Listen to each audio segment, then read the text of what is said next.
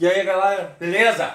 Bem-vindo ao Historizado Compre, a história de tudo, para a nossa segunda parte de Revolução Francesa. Isso aí, dá seu like aí se está gostando, se inscreve no canal, maravilha? Então, o terceiro período da Revolução Francesa é o chamado Diretório. E o Diretório vai aceitar todo mundo. Aqui quem encabeça seriam tanto os girondinos como jacobinos. Os dois acabam ficando aqui. E aí, para a gente poder entender, tá? O terceiro período, você pode responder numa prova, que foi o período mais democrático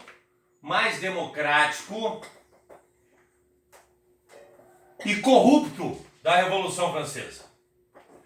Para a gente poder entender, eu vou fazer um desenhozinho que vai ficar melhor para o nosso entendimento, né? Mais ou menos isso aqui, assim, tá? Isso aí. Parece um Ralph de skate, mas não é o diretório. Imagina, né, que o diretório fosse assim. Você tinha as cadeiras mais altas aqui, até as mais baixas e um pouquinho mais alta aqui.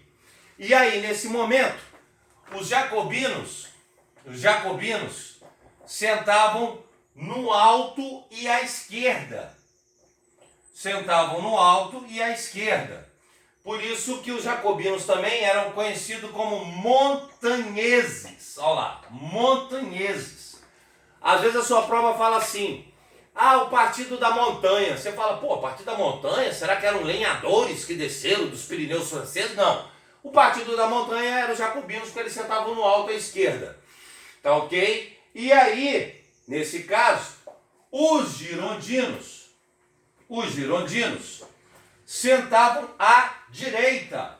Olha lá, à direita. Tá certo? À direita. E os girondinos eram mais mansos. Isso, inclusive, dará origem à ideia de chamar os partidos políticos de partido de esquerda e partido de direita. Por quê? Porque nós estamos falando do século XVIII. A Revolução Francesa aconteceu em 1789. Aí ela vai durar até praticamente 1810 ali, mais ou menos, 1808 ali, que aí Napoleão vai começar as guerras. Antes um pouco, 1806, dura a Revolução Francesa, tá ok? E aí, no século XIX, nasce o socialismo, nasce o anarquismo, e esses grupos eram muito radicais. Então, jornalistas do século XIX falavam que os socialistas e os anarquistas, eles eram muito violentos e radicais igual os jacobinos, e começaram a chamar o socialismo, o anarquismo de esquerda, e o capitalismo liberal de direita, porque os girondinos eram mais mansos. Daí surgiu essa ideia de partido de direita e esquerda, beleza? Tá? E aí o que acontece? Nesse momento, abaixo dos jacobinos sentavam os sans-culottes. Os sans-culottes eram os sem calças, assim ficaram conhecidos. Tá entendendo? Os sans-culottes eram justamente os habitantes urbanos, porque a França já tinha várias cidades e não tinha leis urbanas, não tinha nada. Tá entendendo? O cara não tinha uma escola, não tinha um hospital direito, não tinha rede de esgoto. Galera, não existia uma preocupação do rei absolutista com essas questões sociais. Tá entendendo? Quem tinha hospital e escola era a Igreja Católica, que nesse momento foi expulsa, tá ok? Né, da França. E aí, para a gente entender o diretório, a parte mais baixa, a parte do centro, acabou ficando conhecida como pântano, porque era a parte mais baixa, mas também porque era a parte mais podre do diretório. Eram formados por pequenos grupos, realmente, grupos de camponeses, grupos de lenhadores, navegantes, e aí, por fim, os jacobinos queriam aprovar alguma lei, pagava os caras para votar na lei dos jacobinos. Os girondinos queriam aprovar alguma lei, pagava os caras para aprovar. Por isso que o diretório é o período mais democrático e corrupto da história. Mas nesse meio tempo, o que está acontecendo? As guerras externas, ora. As guerras externas. A Inglaterra, a Prússia, a Áustria e a Rússia continuam lutando. Porque a revolução não havia acabado, eles derrubaram o absolutismo, os reis desses países tinham medo. Nesse momento, nas fronteiras, o cônsul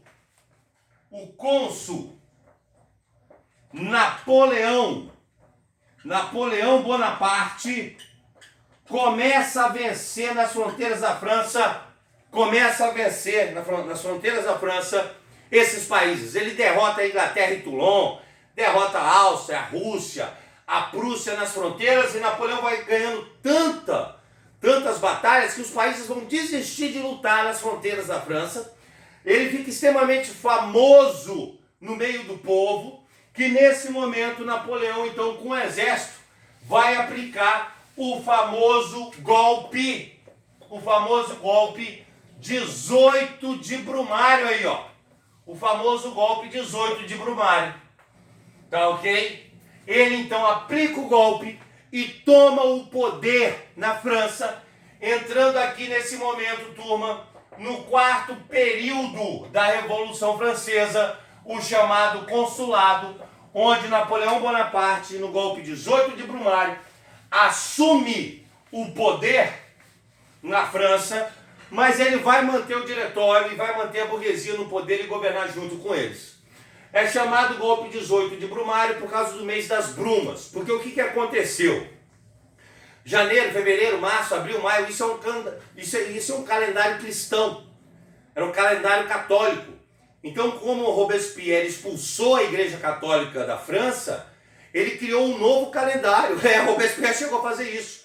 Aí você tem o mês nivoso, o mês das brumas, o mês chuvoso, assim era chamado. Por isso que o golpe foi no calendário da Revolução, calendário revolucionário, 18 de Brumário, que seria o equivalente ao mês de novembro para nós, compreenderam? E detalhe, né, não era, a semana não tinha 7 dias não, porque essa ideia de 7 dias também é cristã. A semana tinha 10 dias, olha só. Eram semanas de 10 dias, essa era a ideia, né, de Robespierre, né, o cara havia enlouquecido. Então, nesse momento, com o apoio do exército e a população amando, né, Napoleão Bonaparte dá o golpe 18 de Brumário, começa o quarto período da Revolução, né, Francesa, e aqui, galera, é que Napoleão vai efetuar a maior parte das suas obras, aí, ó, tá ok? Tranquilo? Sem problema? Napoleão, ele vai industrializar a França. Indústria de base, metalúrgica, siderúrgica, energia. Napoleão vai deixar a burguesia no diretório, girondinos, jacobinos, todo mundo. Vai ser uma espécie de executivo, legislativo, judiciário nesse momento aí. Então ele vai industrializar a França. A França virou nesse momento uma concorrente da Inglaterra. Tem indústria de base. Napoleão vai criar os liceus, que seriam escolas militares. Nesse momento aqui, ó, escolas militares, né? Ele cria a escola no modelo que você conhece, todo mundo sentado em cadeira, um professor dando aula de cada matéria e os treinamentos militares. Essas escolas eram só para homens, são chamados liceus.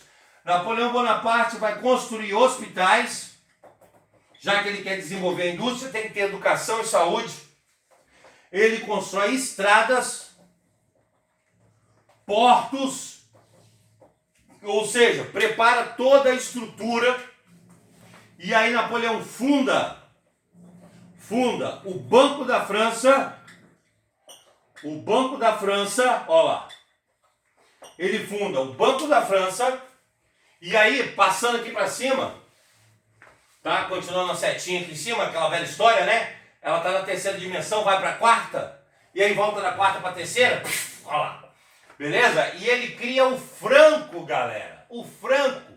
Ele cria a moeda francesa que ficou em vigor até a instauração do euro na Europa.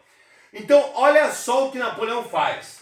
Ele industrializa a França, ele cria escola, hospital, estrada, porto para escoar mercadoria, funda um banco nacional e cria uma moeda para equilibrar a economia. Ou seja, o que Napoleão faz é inaugurar o mundo contemporâneo.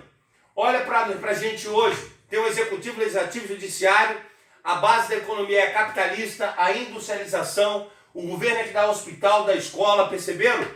Regula a economia com a fundação do Banco da França, olha só, né? Parece promessa de candidato a governador ou presidente, né? Não são os nossos presidentes e governadores que inventaram isso, né? Eles é que imitam Napoleão. Napoleão monta uma estrutura e abre as portas ainda mais para o capitalismo no fim do século XVIII e início do XIX, que vai se desenvolver o sistema capitalista. E aí, nesse momento, Napoleão, então, faz um plebiscito no meio da população, perguntando se a população aceitava ele como cônsul vitalício aí, ó. Como cônsul vitalício. A população vai votar que sim, que ele poderia governar para sempre. Olha lá, a França nesse momento, cônsul vitalício. Mas para Napoleão não estava bom não. Estava não. Nesse momento, Napoleão Bonaparte não está satisfeito e se autodeclara imperador da França. Nasce nesse momento o chamado Império Napoleônico. Aí, ó. Nesse momento que ele se torna imperador, galera, é o fim da Revolução Francesa. Se as provas perguntarem a vocês em que momento termina a Revolução Francesa, você vai responder que é no momento em que Napoleão Bonaparte se autodeclara imperador da França. Então a Revolução Francesa acaba aqui, ó, no plebiscito, que ele é cônsul vitalício. Quando vem o Império Napoleônico, não é mais Revolução Francesa, é Império Napoleônico. Beleza? Espero que tenham gostado. Dê seu like aí, se inscreve no canal, marca o sininho para receber suas notificações, porque você já ficou historizado. Um abraço.